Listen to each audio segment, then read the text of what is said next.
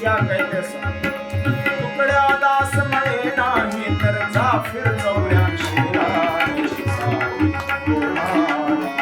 बोल बोल बोल शिसारी बोल बोल बोल शिसारी संसाराचा बोझ वाटा संसाराचा बोझ वाटा लागला समरणाला बोल बोल बोल शिसारी बोल बोल बोल शिसारी शिव शंकर भगवान की जय। संसार का बोझ ढोते ढोते संसार तभी बोझ हो जाता है जब उसमें से धर्म निकल जाता है। धर्मयुक्त अगर संसार करे तो फिर परमार्थ अलग से करने की आवश्यकता नहीं है। गृहस्थ आश्रम परमार्थ हो सकता है हमारा, लेकिन धर्मयुक्त अगर करे तो ईमानदारी से अगर हम गृहस्थ आश्रम करें, ईमानदारी से व्यवहार करें तो यही परमार्थ है। ईमानदारी से अपना काम करना यही परमार्थ है। लेकिन अगर हम अपना काम ही ईमानदारी से नहीं बेईमानी से करते हैं और भगवान की कितनी भी पूजा अर्चना करें तो फिर निष्फल हो जाती है। भगवान की पूजा करने के लिए बैठे तो फिर नाम स्मरण करते हैं, भजन करते हैं, श्लोक पढ़ते हैं, मंत्र पाठ करते हैं, लेकिन अगर किसी की निंदा करते हैं बाद में पूजा से उठने के बाद तो फिर उसका कोई फल नहीं मिलता, सब निष्फल हो जाता है। इसलिए सबसे पहले निंदा किसी की मत करो।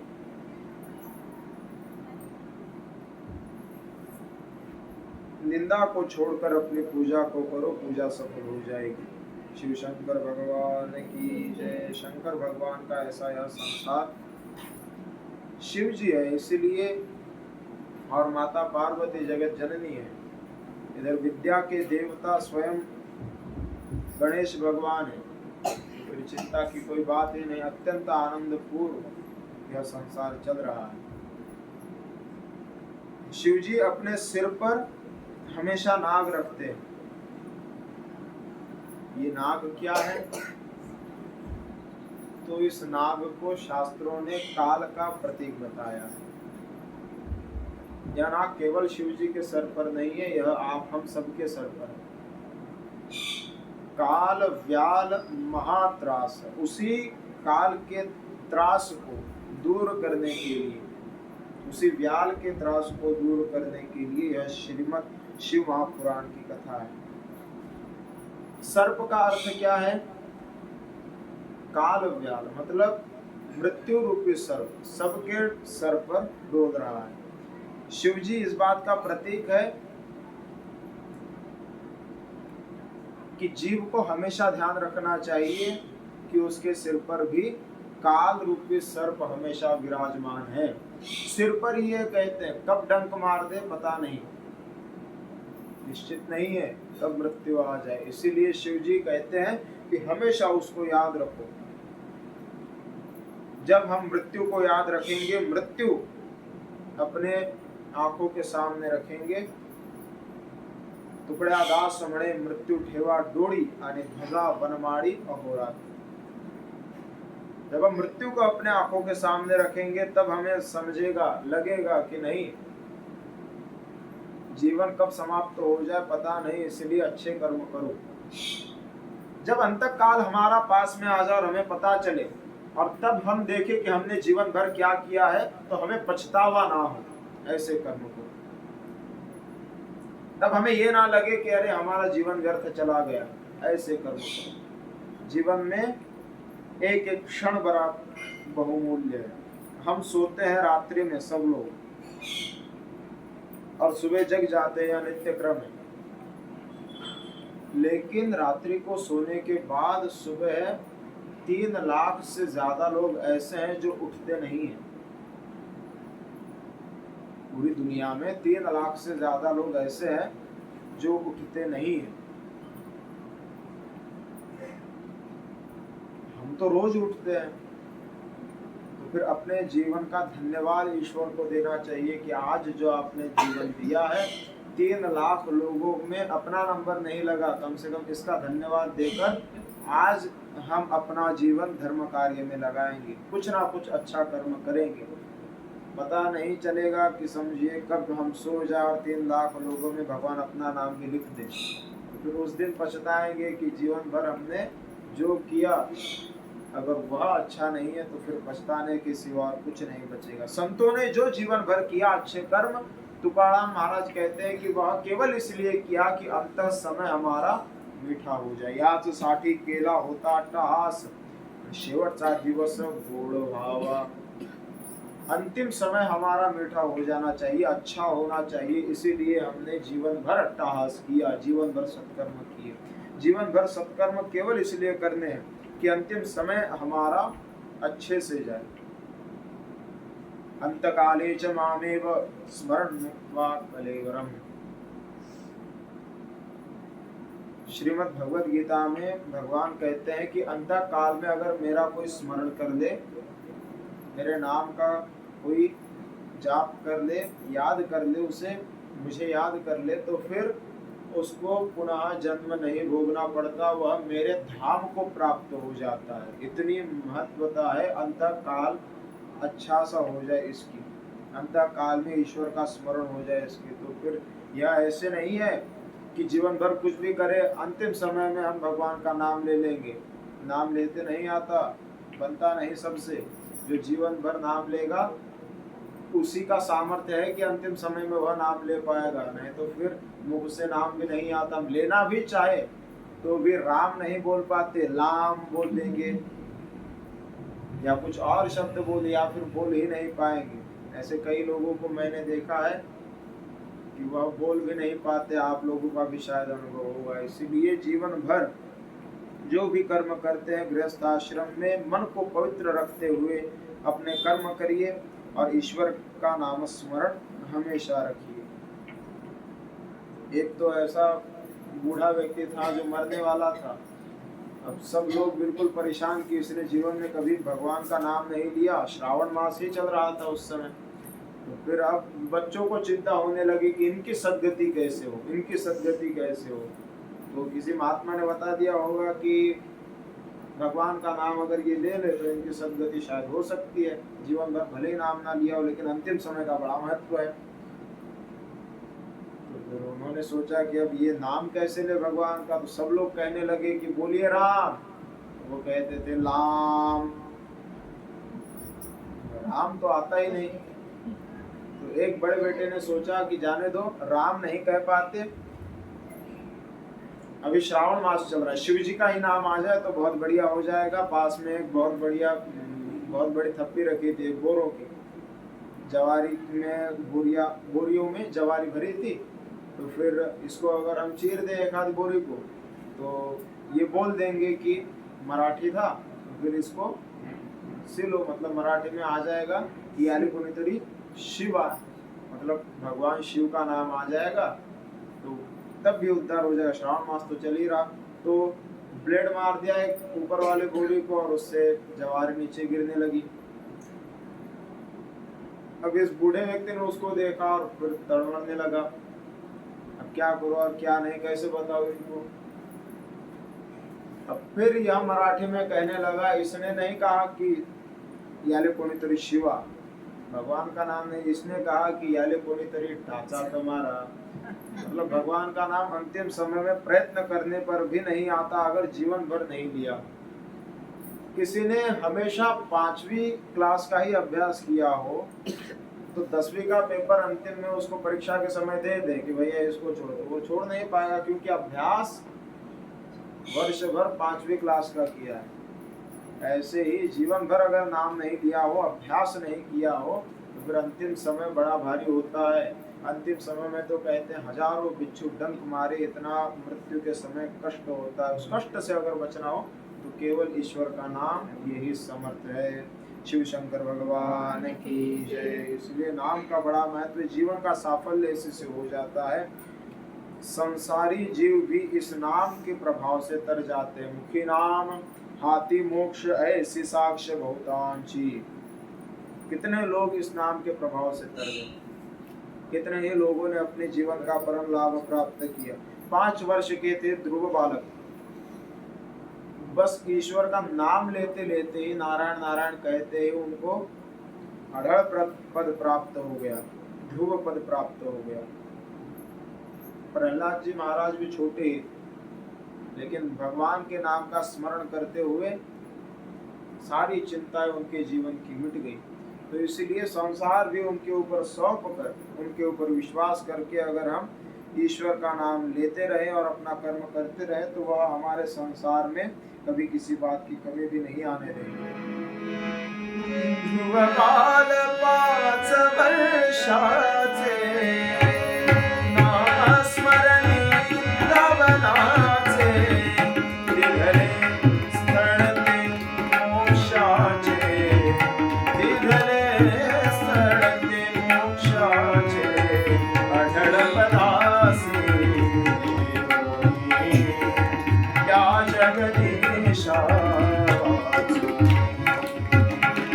प्रह्लाद भक्त वाचविला, प्रह्लाद भक्त वाचविला, नामामधु खापामधु खडबडला, खापामधु खडबडला।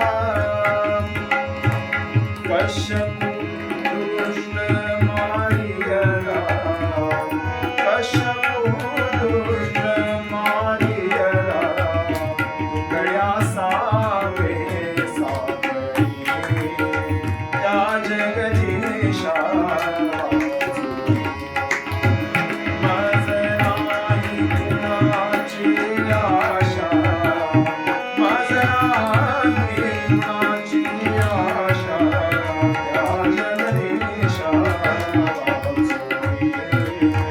या जगदीशा शिव शंकर भगवान की जय।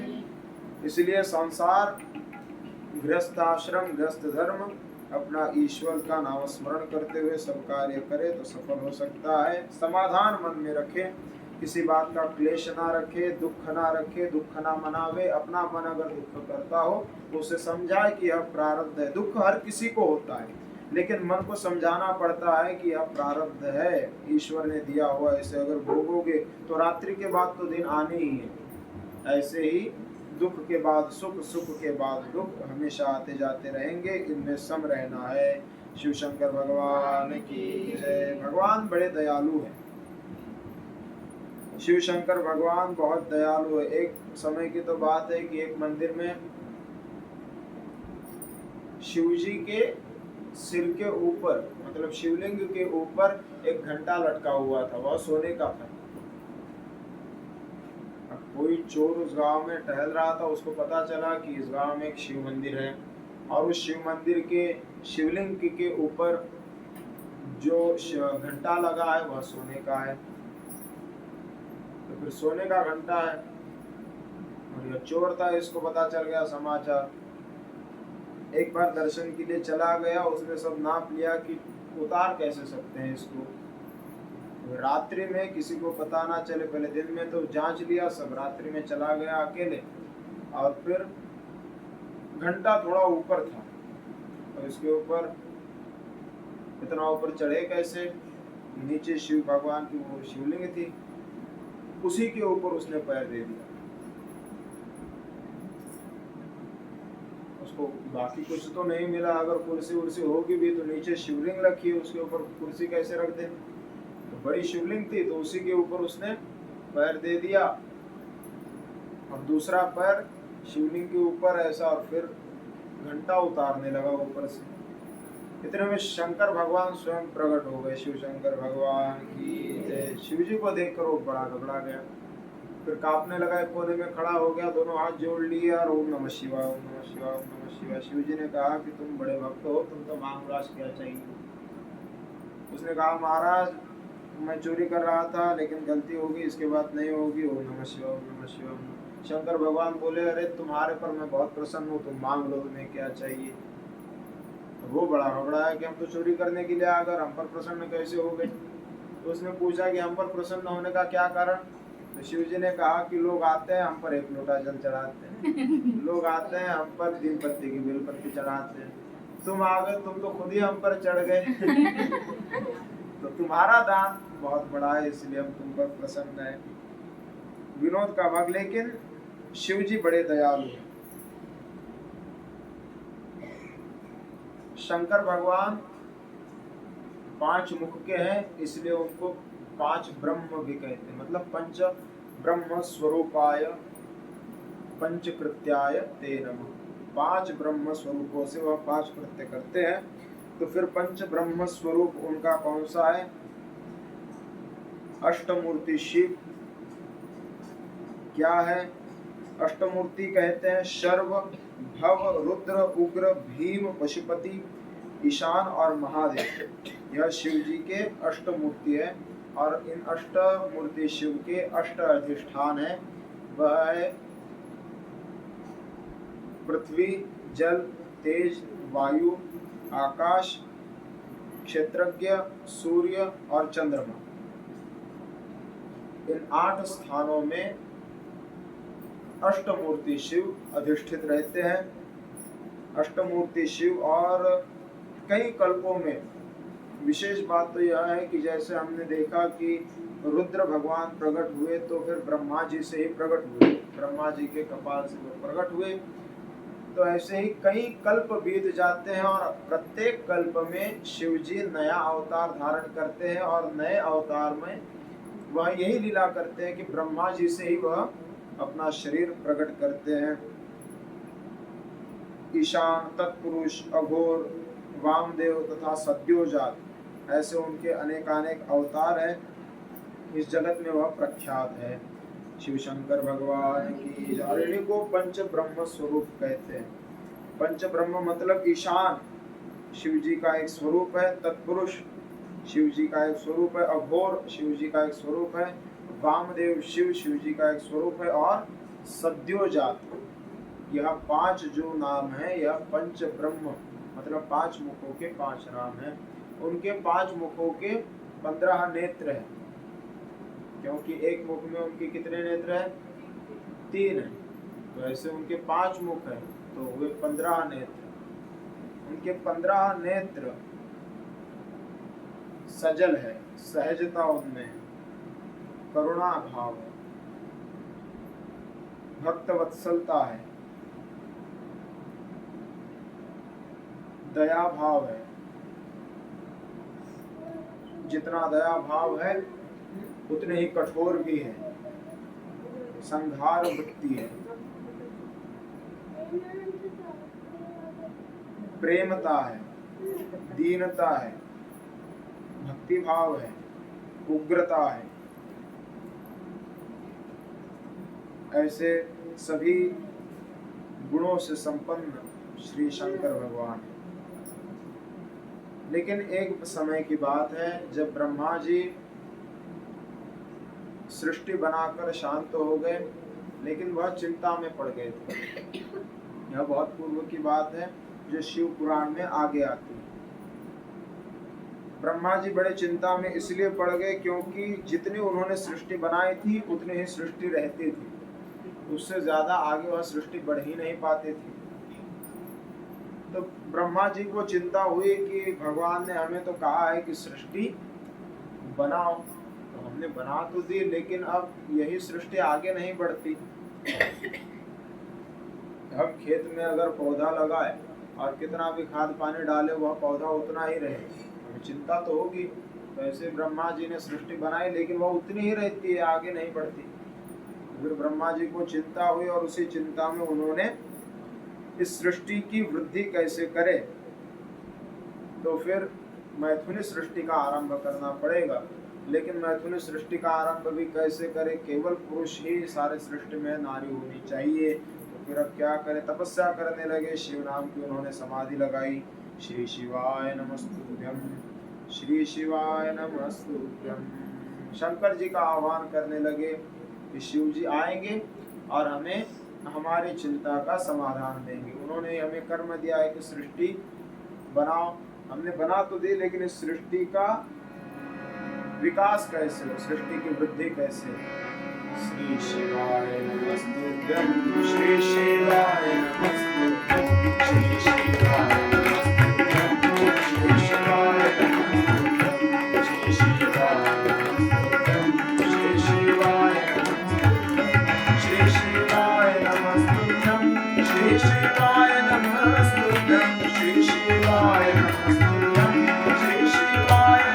नमस्तुभ्यं, श्री शिवाय नमस्तुभ्यं, श्री शिवाय नमस्तुभ्यं, श्री शिवाय नमस्तुभ्यं,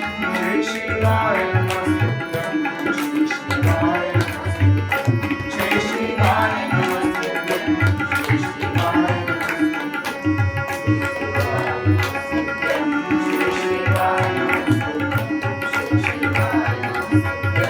शिवाय नमस्तुभ्यं, श्री शिवाय नमस्तुभ्यं,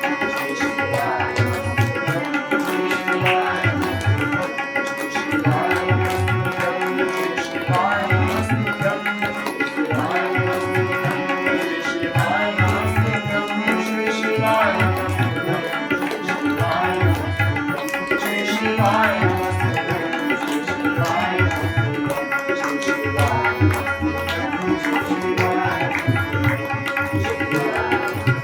श्री शिवाय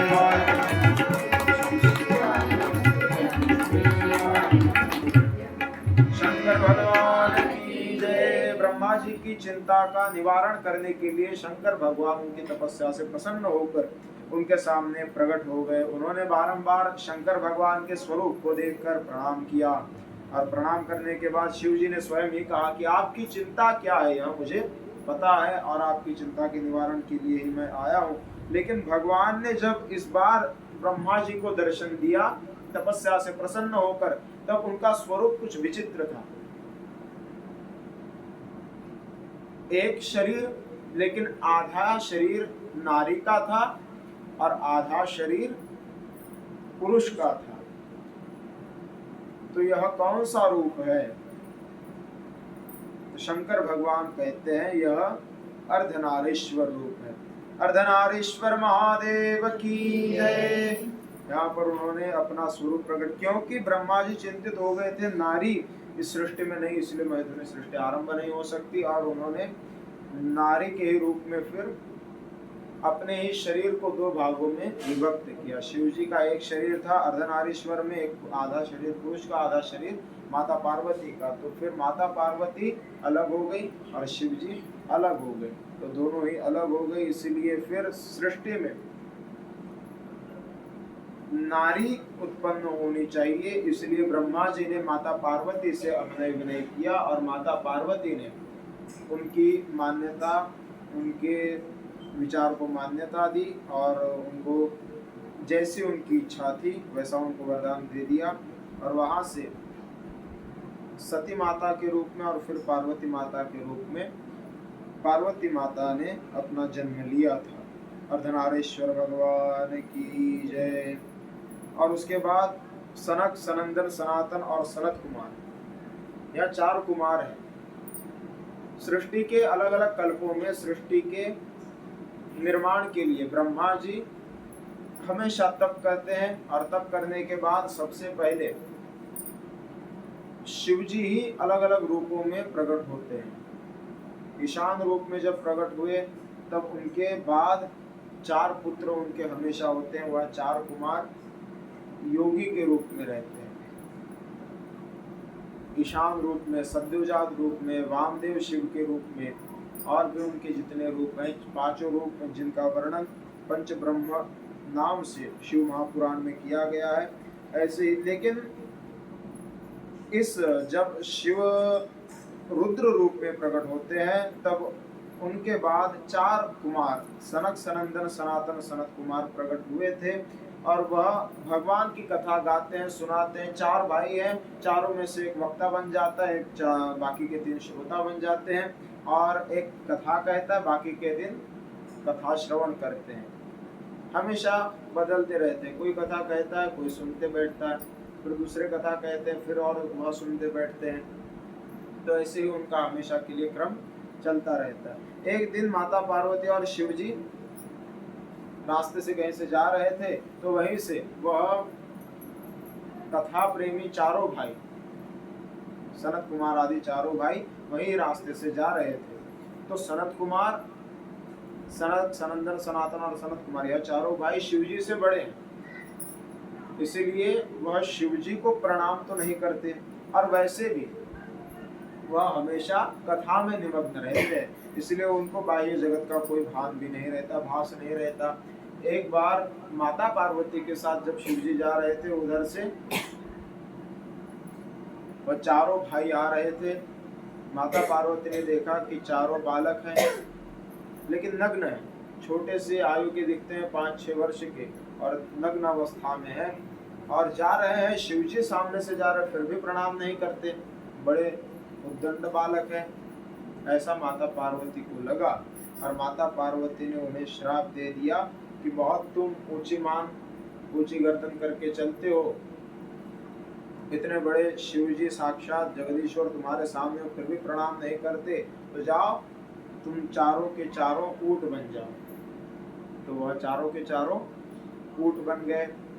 और मैंने एक महात्मा से सुना था कि वह चारों ऊंट बनने के बाद जब शिवजी को पता चला कि माता पार्वती जी ने उनको श्राप दे दिया, तब शिवजी को जैसे ही पता चला तो वह माता पार्वती को समझाने लगे और उनसे कहा कि यह तो जिनको आपने श्राप दिया मेरे बड़े भाई हैं, मेरे अग्रज हैं, ब्रह्मा जी के मानस सृष्टि के सबसे पहले वह चारों पुत्र है, और उसके बाद मेरा जन्म हुआ है, तो फिर वह मुझे प्रणाम कैसे करेंगे। हाँ, लेकिन वह छोटे इसलिए दिखते हैं क्योंकि कथा के प्रभाव से उन पर काल का प्रभाव नहीं होता, इसलिए वह हमेशा 6 या फिर 5 वर्ष के ही दिखते हैं। और कथा प्रेमी है तो फिर उनको तो मैंने ऊंट होने का श्राप दे दिया, तो चारों के चारों ऊंट है अभी।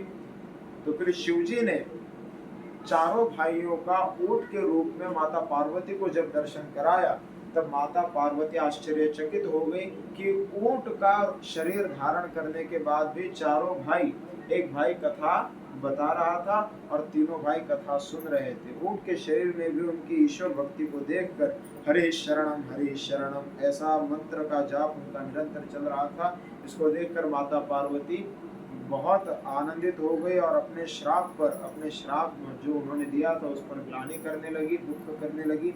उन्होंने पश्चाताप जताया और शिव जी ने उनको पुनः श्राप से मुक्ति दिला दी। शंकर भगवान की जय। शिव जी के अनेक अवतार हुए, अनेक अवतारों में उन्होंने जगत का कल्याण करने के लिए अनेक अवतार धारण किए और अनेक उन्होंने लीलाएं करी।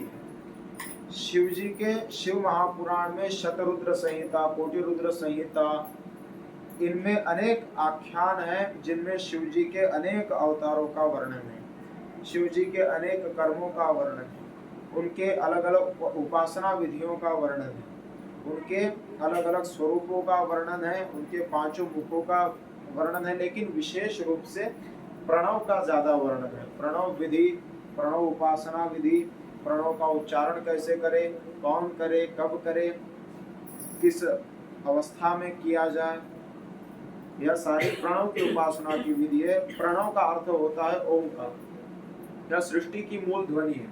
हम कथा जल्दी जल्दी लेंगे। सृष्टि की मूल ध्वनि है और इस ध्वनि में 3 मात्राएं हैं, अकार, उकार और मकार। मकार की अर्धमात्रा है। अकार, उकार और मकार, इन तीनों का जो समान रूप से जप करता है,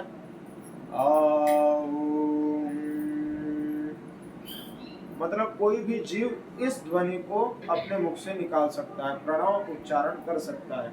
अगर हम ध्यान से देखें तो कोई भी ध्वनि, अगर हम ताली भी बजाए तो यह बड़ा आवाज होके फिर छोटा हो जाता है। ऐसे ही ओंकार की ध्वनि है,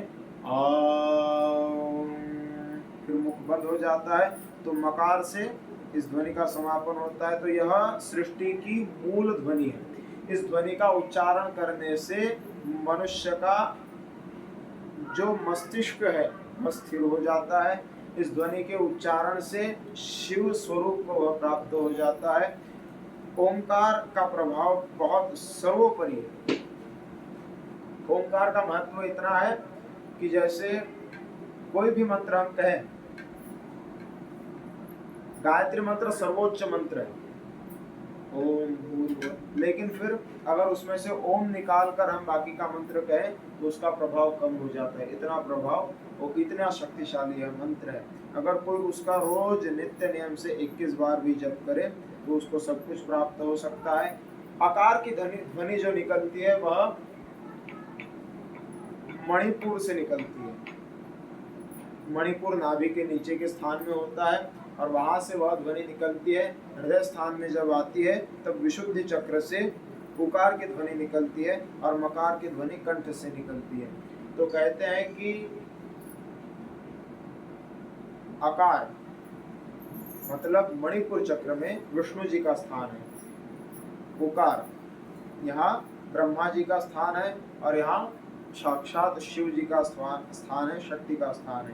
तो तीनों ध्वनियों की समान मात्रा में समान समय देकर अगर हम उच्चारण करें तो विष्णु जी का, ब्रह्मा जी का और शिव जी का पूजन हो जाता है। विष्णु जी का पूजन होने से लक्ष्मी प्राप्त होती है। ब्रह्मा जी का पूजन होने से उनके साथ है सरस्वती माता, मतलब विद्या प्राप्त होती है, बुद्धि अच्छी खुलती है। और शिव जी की पूजा होने से उनके साथ रहती है साक्षात शक्ति माता पार्वती, इसीलिए शक्ति भी प्राप्त होती है। अकार, उकार और मकार का समान उच्चारण करने से धन, विद्या और शक्ति ये तीनों समान मात्रा में मनुष्य को प्राप्त हो जाती है। इसलिए समान समय देकर इन तीनों का उच्चारण करना चाहिए। एक बार चारों सनत कुमार नंदीश्वर महाराज से मिले। नंदीश्वर जी से वह प्रश्न पूछते हैं कि आपने अनेक अवतारों की कथा बताई है, तो आप अपनी कथा बताइए कि आप शिव जी से कैसे मिले, आपको शिव जी की भक्ति कैसे प्राप्त हुई और आप अयोनिज अमर कैसे हो गए, आपने कौन सा व्रत किया था। यह सारे प्रश्न जब सनत कुमार ने पूछे, भक्ति का गुह्य, आपका भक्ति का गुह्य क्या है, यह पूछने के बाद सनत कुमारों को नंदीश्वर महाराज अपनी कथा बताते हैं। ओम नमः शिवाय, ओम नमः शिवाय।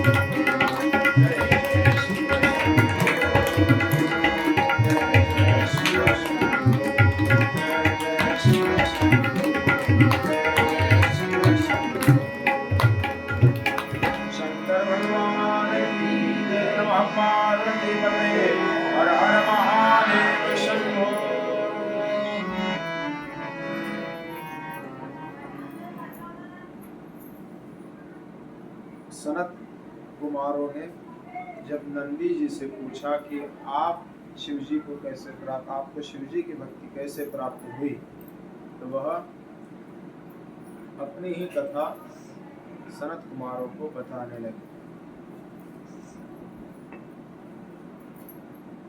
नंदीश्वर महाराज ने कहा कि मेरे पिता का नाम है शिलाद, वह ऋषि थे। महर्षि शिलाद ऋषि थे और ब्रह्मचारी थे, उनकी कोई पत्नी नहीं थी। एक बार उनके पितरों ने उनके उद्धार के लिए एक अभिलाषा की कि आप एक पुत्र के लिए तप करिए, एक पुत्र को प्राप्त करिए। तो महर्षि शिलाद अपने पितरों के उद्धार के लिए अयोनिज और अमर पुत्र की कामना से तप करते हैं। अयोनिज जो माता के गर्भ से नहीं आते, अमर जिसकी कभी मृत्यु नहीं होती। अब मृत्यु लोक में तो सबकी मृत्यु होनी है, लेकिन वह ऋषि थे, वह ऐसे पुत्र की कामना कर रहे थे कि जो अमर रहे, जिसको कोई ना मार सके, ना जिसको मृत्यु बाध ना सके। मृत्यु लोक में सभी को मृत्यु आनी है, लेकिन तपस्या से कोई भी बात असंभव नहीं है। इसलिए उन्होंने अमर पुत्र के लिए, अयोनिज पुत्र के लिए, उत्तम व्रत के आचरण करने वाले पुत्र के लिए तप करना शुरू कर दिया। महर्षि शिलाद वन में गए और तप कर रहे हैं देवेंद्र का, देवताओं के जो राजा है इंद्र, उनका तप कर रहे हैं। कई वर्षों बाद इंद्र प्रसन्न होकर आए और उनसे पूछा, प्रसन्न हो, आप क्या वर चाहते हैं, मांगिए, वरम गुयात। तो फिर वह वरदान में उन्होंने मांगा कि अयोनिज, अमर और उत्तम व्रत का आचरण करने वाला अगर कोई पुत्र हो तो वह मुझे चाहिए। ऐसा पुत्र मुझे चाहिए जो अयोनिज हो, अमर हो। सुनकर देवराज ने कहा कि अयोनिज और अमर पुत्र तो देने में मैं समर्थ नहीं हूँ, क्योंकि मृत्यु लोक में सभी की मृत्यु निश्चित है। हम स्वयं अमर नहीं हैं। विष्णु भगवान और ब्रह्मा जी, इनको भी अपना शरीर त्याग कर दूसरा शरीर धारण करना पड़ता है, वह भी मरते हैं। तो फिर तुम्हारा पुत्र अमर हो, यह तो वरदान मैं नहीं दे सकता। यहाँ पर सब मरते हैं। राजा के महाराजा मर गए, रैयत कौन बखान। कबीर जी महाराज कहते हैं, जम का अजब तड़ाका वे, तू क्या जाने लड़का वे। बड़े बड़े मिजाजी कठड़े बैठे, तकिया बिछाया साजा। बड़े बड़े लोग होते हैं, अपने दुकान में बैठते हैं, बढ़िया उनके तखत भी लगा होता है और तकिया सिराने लेटने के लिए ऐसे लगी होती है, और वहां पर बैठते हैं राजा की तरह। बड़े बड़े दुकानों में बड़े बड़े मिजाजी बैठे, तकिया बिछायत साजा, मार झपट कर जम ले जावे जैसा कबूतर हो जाए। लेकिन यमराज इसमें भेद नहीं करता, नहीं अच्छे से बैठा बैठने में, बैठा हो, चाहे सोया हो, चाहे कुछ कर रहा हो, चाहे पूजा कर रहा हो, चाहे चोरी कर रहा हो, मृत्यु का समय अगर आ गया तो यम नहीं छोड़ते, बड़े निष्ठुर होते हैं। बड़े बड़े मिजाजी बैठे तकिया बिछाए साजा, मार झपट कर जम ले जावे, जैसा कबूतर बूझा। 9 भी मर गए, 10 भी मर गए सहस्त्र 33 कोटि देवता मर गए, पड़े काल के पासी। पीर मरे, पैगंबर मर गए जिंदा जोगी, जपी तपी सन्यासी मर गए हकीम रोगी। 3 लोक पर छत्र विराजे, लूटा कुंज बिहारी, कहत कबीरा 100 भी मर गए, रैयत कौन बिचारी। भगवान भी इस सृष्टि में आए और देह रूप को त्याग कर चले गए, वह भी अमर नहीं रह पाए सृष्टि में देह से, शरीर को त्यागना पड़ा। इसलिए मृत्यु लोक का नियम है कि यहाँ आने वाला हर कोई मरता है, लेकिन हाँ, आने वाला हर कोई मरता तो है, लेकिन चाहता हर कोई यही है कि हम अमर हो जाए। तो बस दिक्कत यही है कि मोह हो जाता है, यहाँ की माया देखकर सभी को मोह हो जाता है, इसलिए सब लोग यहीं रहना चाहते हैं। लेकिन देवराज कहते मरना तो सभी को है, चाहे आपका पुत्र हो, चाहे किसी और का पुत्र हो, सभी को मरना पड़ता है एक ना एक दिन। मौत सबको आनी है, कौन इससे छूटा है, तू फना नहीं होगा, ये ख्याल झूठा है, सबको मरना है, लेकिन मोह हो जाता है। हम सबका यहाँ पर जन्म हुआ है अनिच्छा प्रारब्ध से, हमारी इच्छा नहीं थी जन्म लेने की, और जन्म लेना पड़ा। हमारे प्रारब्ध कर्म जो भोगने के थे बाकी, उसको भोगने के लिए इच्छा नहीं थी, फिर भी जन्म लेना पड़ा। और जन्म लेने के बाद मरने की तो इच्छा बिल्कुल भी नहीं है, लेकिन फिर भी मरना पड़ता है। तो जन्म मरण हमारे हाथ में नहीं है, लेकिन माया को देखकर हमें ऐसा लगता है कि हम यहाँ पर अमर हो जाए। मृत्यु देखता है औरों की रोज सवेरे शाम, भवन बनाता है ऐसे जैसे हरदम यहाँ मुकाम, यह माया तेरी बहुत कठिन है राम। भगवान की माया इतनी कठिन है कि पता है कि सबको एक ना एक दिन जाना है, तो हमें भी जाना ही पड़ेगा, हम भी लाइन में लगे, लेकिन फिर भी भवन ऐसे बनाएंगे जैसे हमारा मुकाम यहीं पर है, हम अमर हैं। संत कहते हैं एक दिन मरना है, लेकिन यहाँ की माया हमें परेशान करके छोड़ती है।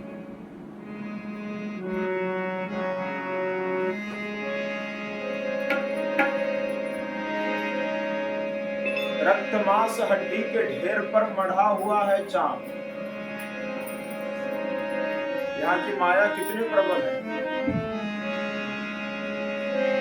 रक्त मांस हड्डी के ढेर पर मढ़ा हुआ है चांद, रक्त मांस हड्डी के ढेर पर मढ़ा हुआ है चांद। देख उसी की सुंदरता हो जाती नींद हराम, ये माया तेरी बहुत कठिन है राम।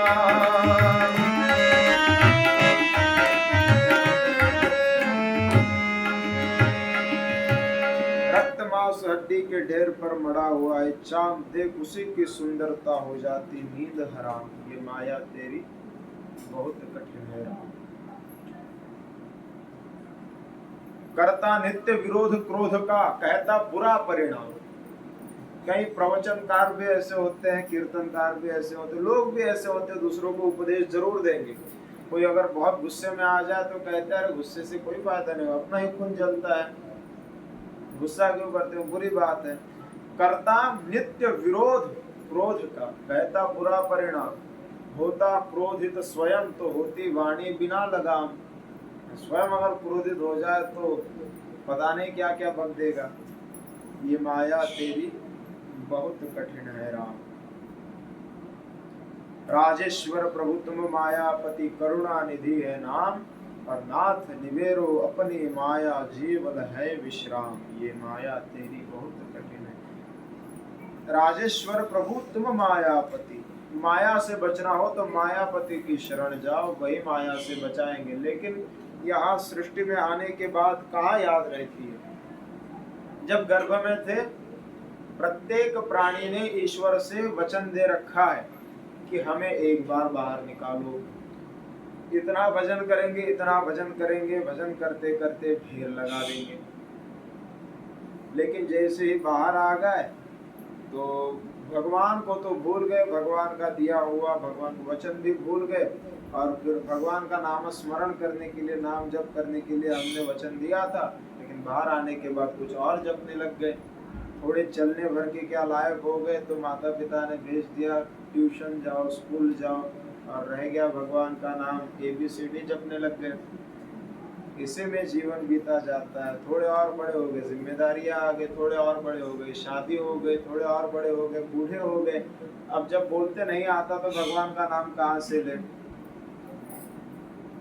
कमर दर्द करती है, इधर सिर दर्द करता है, बुखार आने लगता है, बोलते नहीं आता, थोड़ा कुछ खाओ तो अपच हो जाता है, भूख बहुत लगती है, खा कुछ नहीं पाते, ये सारी बातें सताती है।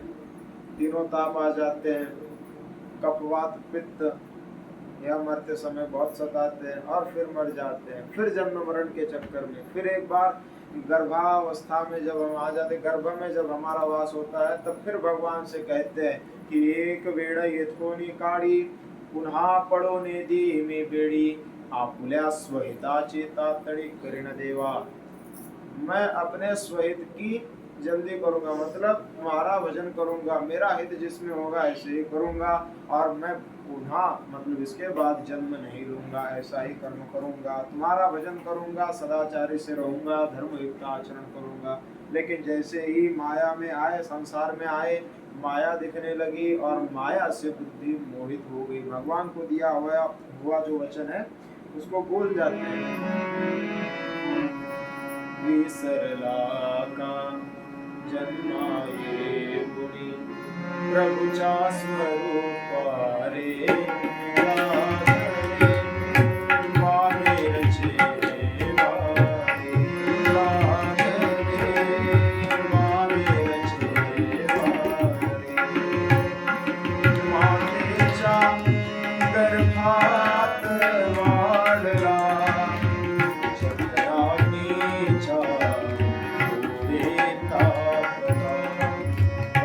वचन दिया,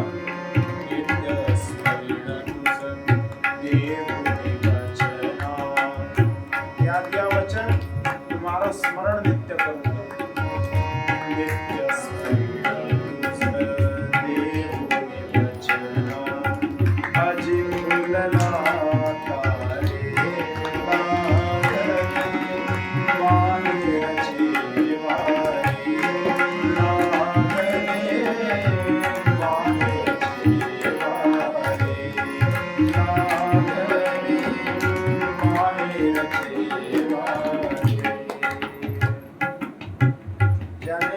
जिसने हमें बनाया उसी को भूल गए, बाहर आके माया में भटक गए, और फिर यही चाहते हैं कि हम मरे ना, क्योंकि आपकी माया प्रिय लगने लगती है। एक बहुत बड़ा व्यापारी था, सेठ, उसको 2 बड़े शहरों में एक साथ काम था।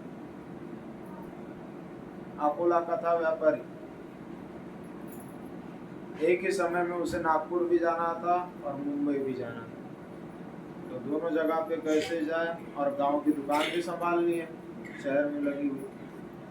उसने 2 अपने विश्वासु व्यक्तियों को बुलाया और उसने कहा कि देखो, एक को कहा तुम्हें नागपुर जाना है, दूसरे को कहा तुम्हें मुंबई जाना है, मैं पता लिख के देता हूँ, इस दुकान पे जाकर तुम्हें इतने पैसे वहां से ले आने हैं। पता लिख के दे दिया, टिकट बुक करा दी जाने की और आने की, बता दिया कि इतने दिनों का सफर है, तुम्हारी तैयारी, तुम्हारी व्यवस्था सब मैं करूंगा, बस तुम्हें काम इतना करना है, वहां जाकर इतने पैसे ले आने हैं। तो दोनों को उनका पता लिख के दे दिया, एक गया नागपुर और एक गया मुंबई। नागपुर जाने वाला तुरंत गया, अपना काम कर दिया और वापस चला आया, उसको पैसे दे दिए, उसके काम कर दिया, तो फिर उसने भी उसको उसकी मजदूरी जो होगी उसको दे दी और वो प्रेम से रहने लगा, चला गया घर। लेकिन जो ये मुंबई गया था वह मुंबई गया, लेकिन उसने ये तो देखा कि दुकान इस मार्केट में, लेकिन उस मार्केट में जाने के बाद इसने देखा कि बड़ी बड़ी बिल्डिंगें हैं, अच्छा मॉल है, और कितने बढ़िया बढ़िया लोग, इतने लोग हैं, सब बढ़िया से रहते हैं, कार में घूमते हैं, एसी में रहते हैं, बड़े बड़े मॉल है, शॉपिंग सेंटर देखा, अच्छे अच्छे चमकीले कपड़े देखे, और बाजार देखा, उसने तो दंग रह गया, उसी में सब भूल गया। और बाद में उसे पता चला कि आज आज तक हम घूमते रह गए, काम तो रह गया, लेकिन अब जाने का टिकट हमारे पास है और अभी जाना है जल्दी, तो फिर काम रह गया। वह तुरंत गाड़ी में बैठ गया और वापस चला गया, व्यापारी के पास पहुंचा, उसने पूछा लाए पैसे? उसने कहा पैसे वैसे तो कुछ नहीं लाए महाराज, लेकिन मुंबई के मॉल बड़े बड़े बड़े हैं, वहाँ की बिल्डिंगें बहुत बड़ी बड़ी है, वहाँ के कपड़े बड़े अच्छे मिलते हैं। तो इसने कहा कि तुम्हें कपड़े देखने के लिए भेजा था क्या? तो इतने दिन गया, फालतू वापस चला आया, मजदूरी भी नहीं मिली, और सेठ ने दोबारा उस पर भरोसा भी नहीं किया। ऐसे ही है, ईश्वर हमें एक जवाबदारी, एक उत्तरदायित्व देकर भेजता है कि वहां अगर जाओगे तो मैंने जो काम बताया उस काम को करके आ जाओ। लेकिन यहाँ आने के बाद हर जीव यहाँ का ठाट बाट देखता है। जीव आला आला जन्मा, लोधल्या कोण्या तरी कामा, आणि गेला गेला मृत्यूधामा पाहता पाहता। काळ येतीचा काळ भारी, आज दावी उद्या मारी। यहाँ आने के बाद यह चंचल बस्ती है, यह मृत्युलोक मतलब चंचल बस्ती। यहाँ आने के बाद सब लोग यहाँ का ठाट बाट देखने में लग जाते हैं, लेकिन ईश्वर ने बताया हुआ कार्य भूल जाते हैं, इसीलिए मोह हो जाता है यहाँ से। और जो मुख्य कर्म है ईश्वर भजन का, सदाचार का, उसको हम भूल जाते हैं और जीवन व्यर्थ गंवाकर जब भगवान के पास जाते हैं तो भगवान कहते हैं किया क्या किया बताओ, हिसाब दो। तो हिसाब जब होता है हमारे अच्छे बुरे कर्मों का, तब हमारी फजीती हो जाती है। इसीलिए सत्कर्म करना चाहिए, ईश्वर ने जो कहा उसे करना चाहिए। शिलाद पुत्र उसका अभी प्राप्त नहीं हुआ, लेकिन जब पुत्र की कामना उसने की तो उसके मन में मोह उत्पन्न हो गया। महर्षि थे, लेकिन उनके मन में मोह हो गया कि जब हमारा पुत्र होगा तब अगर वो अजर होगा, अमर होगा, अयोनिज होगा, उत्तम व्रत का पालन करने वाला होगा, तो वो हमें सुख देगा। इसलिए उससे मोह हो गया। और देवराज इंद्र ने जब कहा कि मैं समर्थ नहीं हूँ, विष्णु जी और ब्रह्मा जी भी समर्थ नहीं है, अगर तुम्हें अयोनिज और अमर पुत्र चाहिए तो शिव जी की तपस्या करो। तो उसने देवेंद्र की तपस्या छोड़ के शिव जी की तपस्या करना प्रारंभ कर दिया। ओम नमः शिवाय, ओम नमः शिवाय। कई वर्षों तक तपस्या की, बड़ी भारी तपस्या। कैसी की इसका वर्णन जब शिव पुराण में पढ़ता हूँ तब लिखा है कि वल्मीक उसके ऊपर चढ़ गया। वल्मीक का अर्थ होता है मराठी में वारुड़।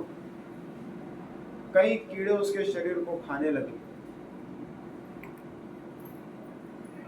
कितने ही बरसात, धूप, कड़ी ठंड उसके ऊपर से चली गई। ऋतुएं बीते जाने लगे, वर्षों के वर्ष बीत गए। 1000 वर्ष तक उसने बड़ी भारी तपस्या की। और जब भगवान शंकर स्वयं प्रसन्न होकर उसके सामने आकर उसे कहने लगे कि वर मांगो, तुम्हारी तपस्या से मैं प्रसन्न हूँ, तब वह भी आवाज उसको सुनाई नहीं दिया, फिर भी उसका जप चल रहा था, ओम नमः शिवाय। इतना मग्न था उसमें। लेकिन शिवजी ने हाथ लगाकर जब उसको उठाया तब उस चेतना जागृत हुई और उसका पुनः शरीर जैसा का तैसा हो गया। और शिवजी को देखकर तो बहुत प्रसन्न हो गया। शिवजी को देखकर बड़ा प्रसन्न हो गया कि अब दर्शन हो गए, हमारी तपस्या सफल हो गई। और शिलाद ने शिवजी से भी वही वर मांगा जो देवराज से मांगा था कि महाराज मुझे तो अयोनिज, अमर और उत्तम व्रत का पालन करने वाला पुत्र चाहिए। शिवजी सोच में गिर गए कि मृत्यु लोक में अमर पुत्र हो जाए, ऐसा वरदान हम कैसे दे दें। कबीर महाराज तो कहते हैं कि यह मृत्यु लोक, यह संसार जो है यह मुर्दों का गांव है। साधो ये मुर्दों का गाँव। चंदो मरी है, सूरजो मरी है, मरे है धरणी आकाश, 33 कोटि देवता मरी है, औरण की क्या आशा, साधो ये मुर्दों का गाँव। ये तो मुर्दों का गाँव, यहाँ पर अमर कोई हो जाए इसका वरदान हम कैसे दे दे। शिव जी ने विचार किया लेकिन फिर वरदान दे दिया, क्योंकि उसकी तपस्या बड़ी भारी थी, उसको मना नहीं कर सके। शिव जी ने वरदान दे दिया और पुत्र तुम्हें प्राप्त हो जाएगा, अमर होगा, अयोनिज होगा, उत्तम व्रत का पालन करने वाला होगा। शिलाद नाम का महर्षि, शिलाद नाम के जो महर्षि थे बड़े प्रसन्न होकर घर चले गए। एक दिन की बात है, जब वह हवन कर रहे थे सभी ऋषि मुनियों के साथ अपने आश्रम में, तब उनके ही शरीर से एक बड़ा सुंदर दूसरे रुद्र के समान, शिव के समान त्रिशूलधारी, जटाधारी और गौर वर्ण का भस्म लेपन किया हुआ ऐसा वह उन्हीं का पुत्र, उन्हीं के शरीर से, जो शिवजी ने वरदान दिया था कि अजर होगा, अयोनिज होगा, अमर होगा, उत्तम व्रत का पालन कर, ऐसा उनका पुत्र प्रकट हो गया। और उस पुत्र को पाकर वह बड़े प्रसन्न हो गए और उसे लेकर अपनी कुटिया में चले गए। और कुटिया में ले जाने के बाद बड़ा लाड़ प्यार करने लगे। लेकिन नंदी महाराज जो प्रकट तो हुए थे शिवजी के रूप में, लेकिन कुटिया में जैसे उनके पिताजी उनको ले गए तो वह सामान्य रूप में आ गए। चतुर्भुज रूप था, त्रिनेत्र थे, लेकिन अभी 2 ही नेत्र हो गए। सामान्य बालक के 2 ही हाथ होते हैं, अगर 4 हाथ हो तो फिर वो कौतुक का विषय बन जाते हैं कि 4 हाथ वाला। तो इसीलिए सामान्य मनुष्य जैसे हो गए। जैसे ही उन्होंने सामान्य रूप ले लिया, श्राद्ध मुनि बड़ा विलाप करने लगे। उनको तो शिवजी के समान ही पुत्र चाहिए था। लेकिन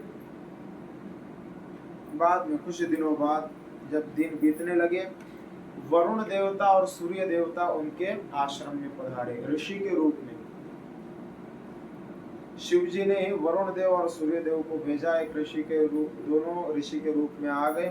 और शिलाद जी के सन्मुख जैसे ही आए, शिलाद जी ने बड़ा आदर आतिथ्य किया, क्योंकि ऋषि के रूप में आए थे, और विराजमान किया।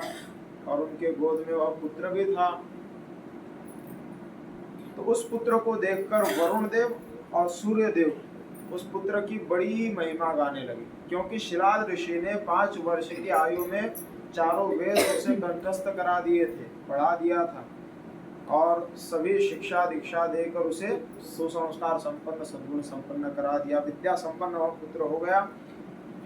शिलाद मुनि ने चारों वेदों को पढ़ा दिया था, सब कुछ वह संपन्न हो गया, और शास्त्र जिसने पढ़ रखे हैं ऐसा वह पुत्र। और यह वरुण देव और सूर्य देव जो ऋषि के रूप में आए, उसे देखकर बहुत उसकी स्तुति गाने लगे कि यह तो बड़ा अच्छा बालक है, इसने ऐसे शास्त्रों का अध्ययन किया है, ऐसा तो बालक हमने कभी नहीं देखा। पूरी दुनिया हमने घूम ली, लेकिन इतना शास्त्र पारंगत बालक हमने नहीं देखा। वेद इसने कंठस्थ कर लिए, बहुत अच्छा बालक है, बहुत अच्छा। उसके सारे सद्गुण वर्णन कर दिए, लेकिन बाद में फिर दुख जताए, कहने लगे कि यह तो सद्गुण सब इसमें है, लेकिन दुख की केवल यही बात है कि यह अभी इसका अंतकाल समीप आ गया, इसका जीवन अभी ज्यादा बाकी नहीं रहा। जैसे ही ऋषियों के मुख से यह बात सुनी,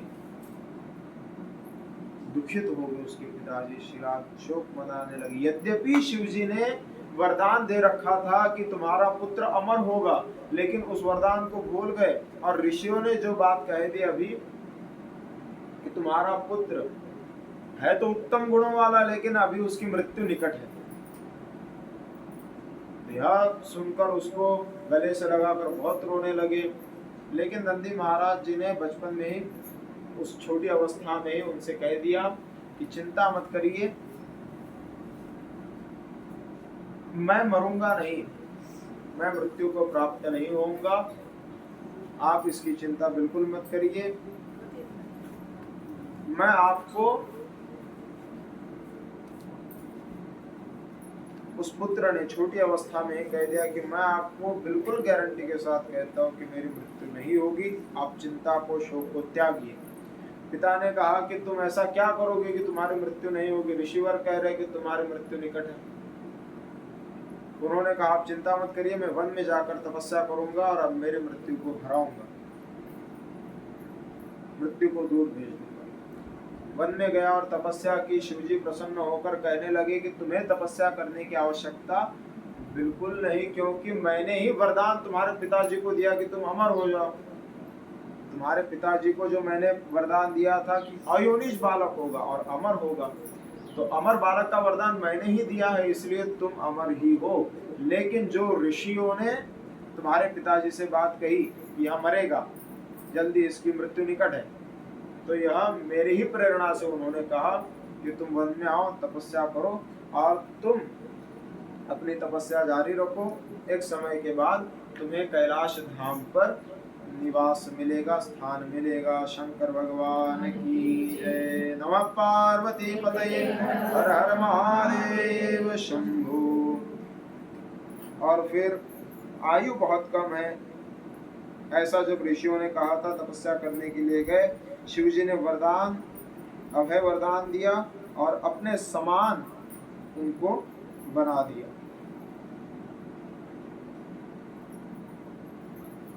अपने समान जैसे ही बना दिया, त्रिनेत्रधारी, चतुर्भुज और पंचमुख, त्रिशूल, जटाधारी, शिवजी के समान ही सुशोभित होने लगे नंदी महाराज। और फिर शिवधाम में ही चले गए।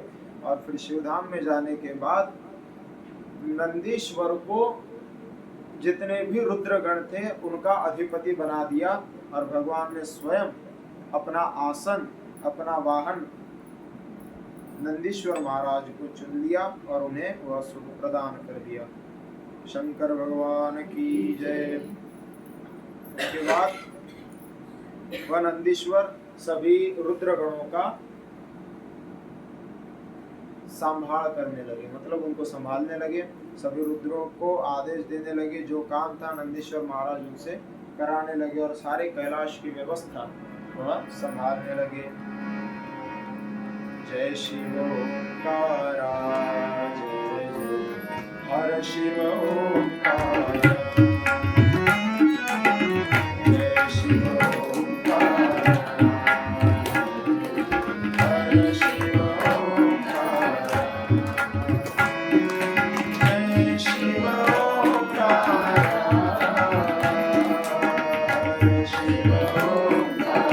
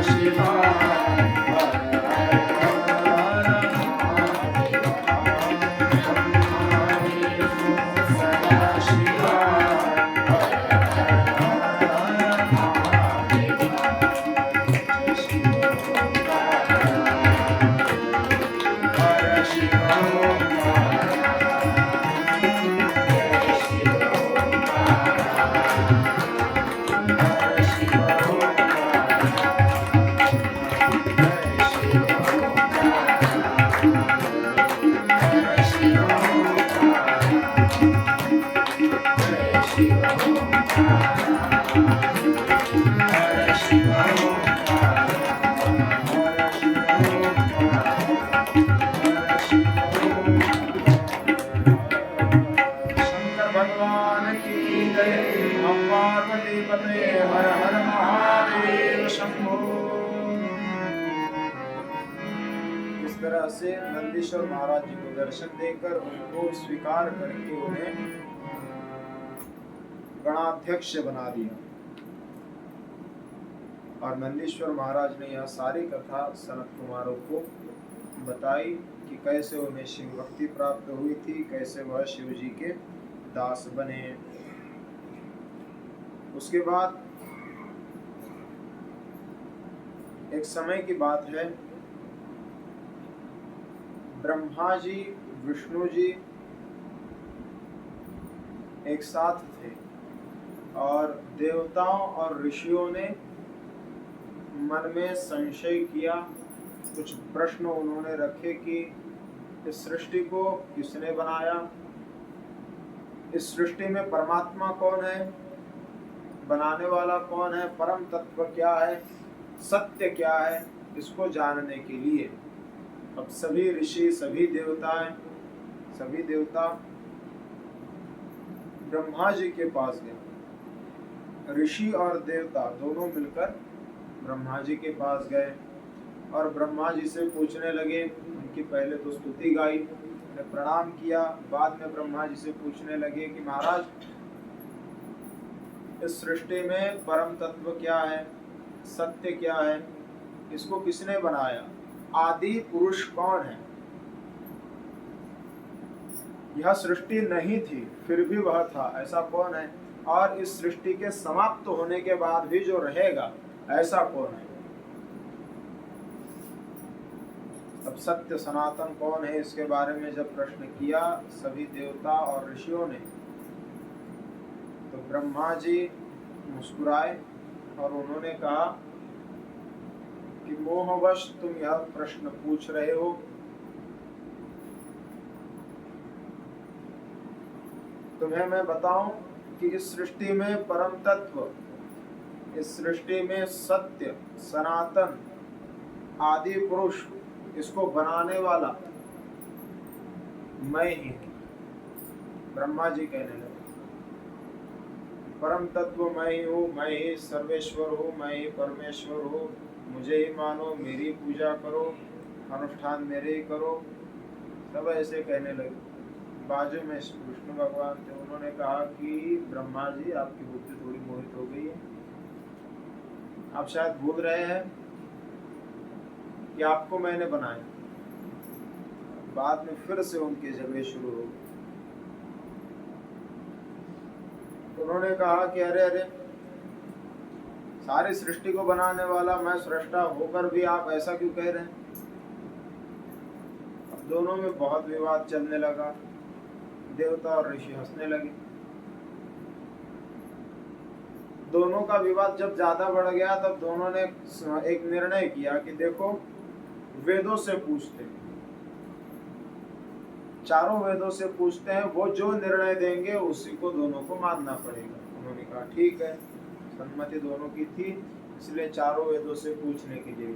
चार वेद कौन से हैं?